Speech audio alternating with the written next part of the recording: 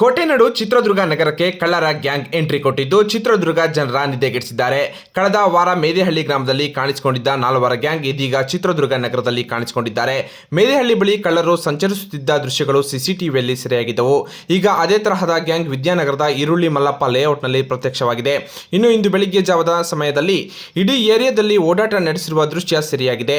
ಕೈಯಲ್ಲಿ ಮಚ್ಚು, ಮುಖಕ್ಕೆ ಮಾಸ್ಕ್, ಬ್ಯಾಗ್ ಹಾಕಿಕೊಂಡು ಮನೆಗಳ ಸುತ್ತ ಸ್ಕೆಚ್ ಹಾಕುತ್ತಿರುವ ದೃಶ್ಯಗಳು ಸಿಸಿಟಿವಿಯಲ್ಲಿ ಸೆರೆಯಾಗಿವೆ.